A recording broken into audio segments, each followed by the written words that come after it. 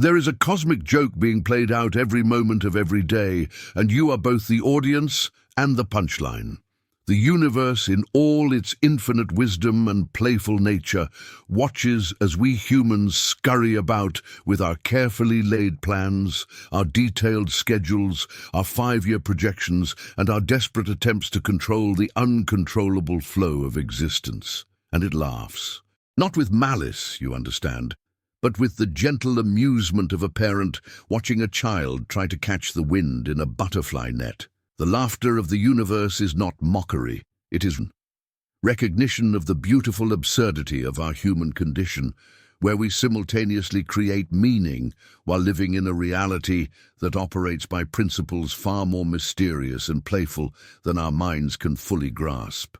Today, we embark on a journey to understand why your plans, no matter how meticulously crafted, are destined to dance with forces far greater than your individual will.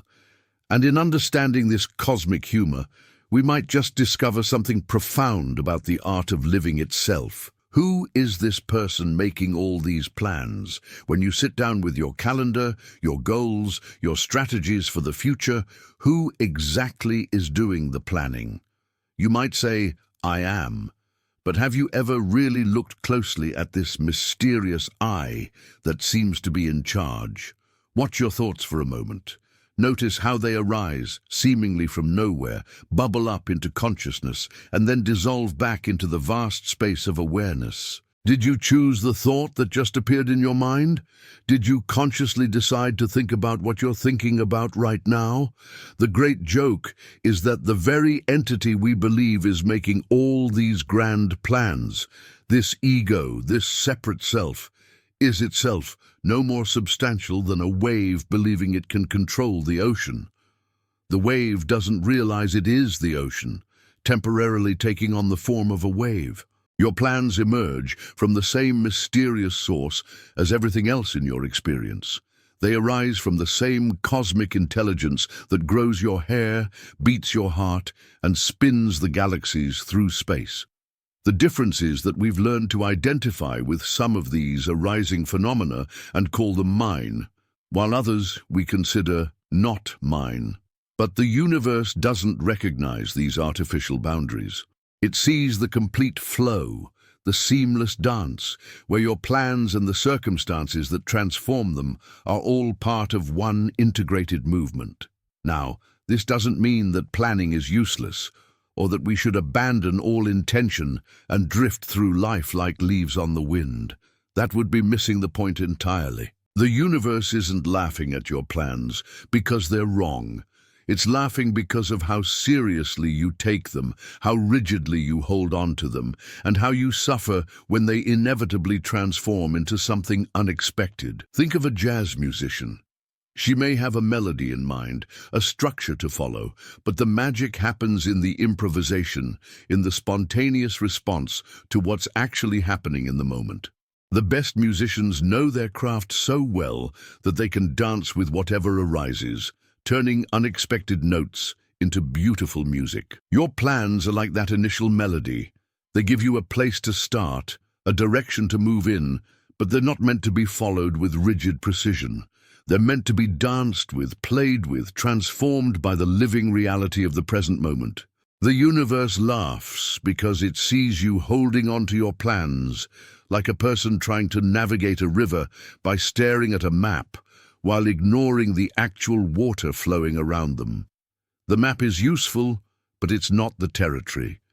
The plan is helpful, but it's not life itself. The ancient Chinese understood this principle deeply. In the Tao Te Ching, Lao Tzu writes about the wisdom of water, how it always finds its way to the sea, not by forcing its path, but by yielding to the landscape, flowing around obstacles, filling the low places, moving with persistent gentleness rather than rigid force. Water doesn't make plans in the way we understand them.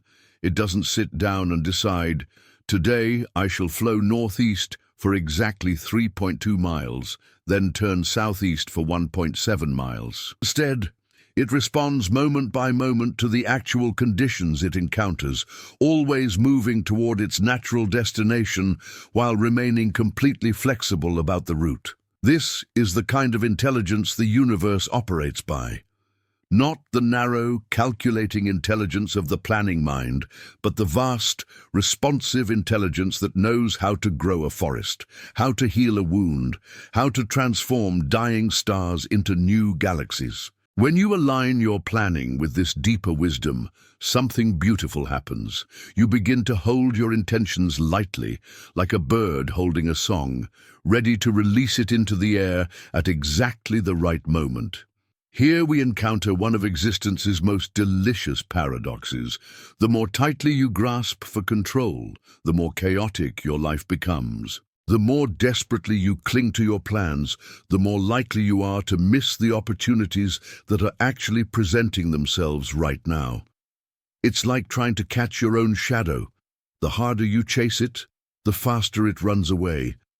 But turn toward the light, and the shadow naturally follows behind you without any effort at all. Consider the businessman who plans every minute of his day, every contingency, every possible outcome. He carries his smartphone like a lifeline, checking and rechecking his schedule, responding to every notification with the urgency of a man whose life depends on staying exactly on track. And yet, how often does his day unfold exactly as planned? How often does he end up feeling more stressed, more scattered, more disconnected from the actual flow of life around him? Meanwhile, watch a child at play. No grand strategy, no 5-year plan, no backup scenarios, just complete presence to whatever is arising right now. And somehow, magically, everything they need appears at exactly the right moment. The universe seems to conspire to support their spontaneous joy. The cosmic joke is that the universe is always conspiring to support you too. But you're often too busy executing your plans to notice the support that's actually being offered. This brings us to a crucial understanding. There is a way of being in the world that honors both purpose and spontaneity, both intention and openness. The mystics have called this wu-wei, action in accordance with the natural flow of things, effort without strain, purpose without attachment. Imagine you're sailing. You have a destination in mind. That's your plan, your intention. But any experienced sailor knows that you don't sail by pointing directly at your destination and maintaining that exact heading regardless of conditions. Instead, you work with the wind, you read the weather, you adjust your sails moment by moment in response to what's actually happening. Sometimes the wind takes you on a longer route that turns out to be more beautiful than anything you could have planned. Sometimes a storm forces you to shelter in a cove where you meet someone who changes your life forever. Sometimes the very conditions you thought were working against you turn out to be exactly what you needed to arrive at your destination with new wisdom, new strength, new appreciation for the journey itself. This is purposeful drifting, holding your intentions lightly while remaining completely present to what's actually unfolding. It's planning with an open hand rather than a closed fist. The universe finds our resistance particularly amusing. Watch what happens when something doesn't go according to plan. First comes the shock. This wasn't supposed to happen. Then the denial. Maybe if I just try harder, I can force things back on track. Then the anger. Why is this happening to me? Then the bargaining. If I just adjust my strategy a little bit, maybe I can still make this work. And through it all, the universe watches with infinite patience and gentle humor, like a master teacher watching a student struggle with a problem that has a much simpler solution than they're imagining. The solution isn't more force, more planning, more control. The solution is what the Zen masters call don't know mind, the willingness to meet each moment fresh, without the burden of preconceived notions about how things should be. Think about the last time something went wrong in your life, when a plan fell through, when an opportunity disappeared, when circumstances shifted in ways you hadn't anticipated. Now look back. Can you see how that apparent disruption actually led you exactly where you needed to go? How it opened doors you didn't even know existed? How it taught you something essential that you couldn't have learned any other way? This is the universe's sense of humor in action. What we call problems, interruptions, and failures are often just the cosmos wearing a disguise, delivering exactly what we need in a package we didn't recognize. Nature demonstrates this principle beautifully. A tree doesn't make plans for spring. It doesn't sit through winter worrying about whether its leaves will grow back or frantically strategizing about how to make the sap flow. It simply rests in winter's dormancy, trusting in the intelligence that has been growing trees for millions of years. And then, when the conditions are right, spring happens. Not because the tree planned it, not because it tried to force it, but because the tree remained aligned with the deeper rhythm that includes both winter's rest and spring's explosion of growth. Your life has seasons too, seasons of planning and seasons of letting go, seasons of intense activity and seasons of apparent stillness, seasons of clear direction and seasons of beautiful uncertainty. The universe laughs when you try to live in permanent spring, when you resist winter's teaching, when you refuse to trust the intelligence that is orchestrating your growth in ways far more sophisticated than your conscious mind could devise. Each season serves the whole. Your periods of confusion and uncertainty are not failures of planning. They're winter seasons, necessary preparations for growth you can't yet imagine. Your times of unexpected change and disruption are not signs that you've done something wrong. They're spring seasons, life breaking through old forms to create something entirely new. Here's what the universe knows that we often forget. There is a plan. A vast, intricate, beautiful plan that takes into account every sparrow's fall, every galaxy's rotation, every human heart's longing. But this plan is not the linear, logical, controllable kind of plan that our thinking minds prefer. This is an organic plan, a living plan, a plan that includes change as one of its fundamental principles, a plan that is writing itself moment by moment through the choices and responses of billions of conscious beings, all participating in a cosmic improvisation of unimaginable beauty and complexity. Your personal plans, your goals, dreams, and strategies are not separate from this larger plan. They're expressions of it. When you feel inspired to pursue something, when a vision captures your imagination, when you feel called toward a particular direction, that's the universe planning through you. But the cosmic joke is that the universe's plan for you is always bigger, more creative, and more fulfilling than anything you could plan for yourself. Your job is not to figure out the master plan. Your job is to show up fully for your part in it, remaining open to plot twists, character developments, and scene changes that will take the story in directions you never could have imagined. So how do we live with this understanding?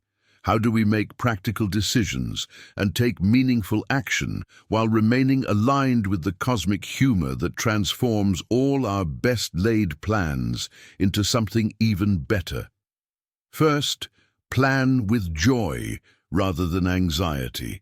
Let your planning be a form of creative play, a way of engaging with possibility rather than attempting to control outcome. Make your plans the way a child builds sandcastles, with complete engagement in the process and complete acceptance that the tide will eventually reshape your creation into something new. Second, hold your plans lightly. Think of them as invitations you're sending to the universe rather than contracts you're trying to enforce. Be genuinely curious about how life will respond to your invitations. Sometimes it will say yes in exactly the way you expected. Sometimes it will say yes in ways you never could have imagined. And sometimes it will say no, but only because it has something even better in mind.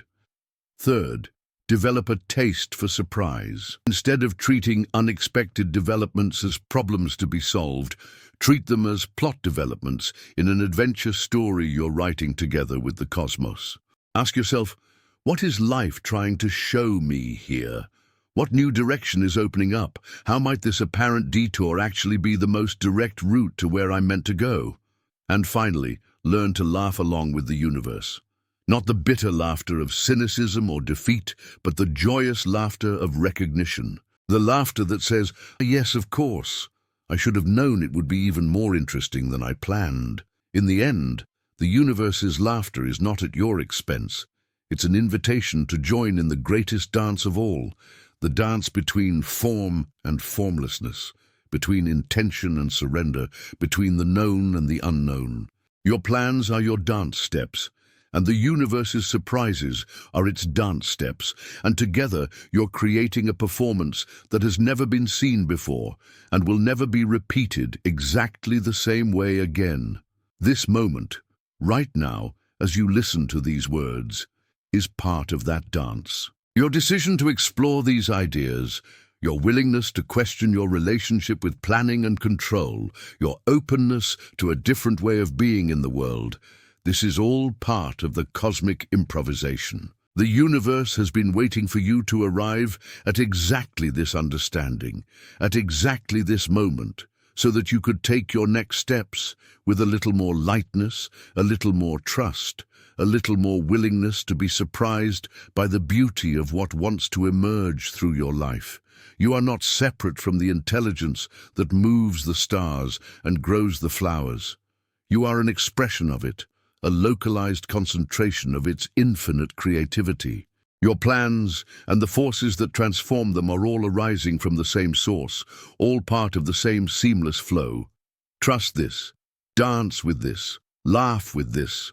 The universe is not laughing at you, it's laughing with you, inviting you to remember that you are part of the cosmic joke, part of the eternal play, part of the endless creativity that is always, in every moment, creating something more beautiful than anything we could have planned. And so, dear friend, as you return to your daily life, to your calendars and goals and strategies, remember this: you are not the separate, struggling individual trying to impose your will upon an indifferent universe. You are the universe, temporarily dreaming that you are an individual, playing the beautiful game of forgetting and remembering, of planning and surrendering, of controlling and trusting. Play this game with joy. Dance with the unexpected. Welcome the plot twists. Laugh at the cosmic humor that turns all your careful plans into adventures you never saw coming. If these reflections have resonated with something deep within you, if they've reminded you of a truth you already knew but had perhaps forgotten, then consider joining our community of fellow travelers on this journey of awakening. Subscribe to Alan Watts Reflections, where we continue exploring the profound and playful mysteries of existence, one insight at a time. The universe has many more jokes to share, many more dances to invite you into. We'd love to have you along for the journey. Until we meet again in the space of infinite possibility, keep planning, keep dreaming, keep dancing, and keep laughing along with the cosmos.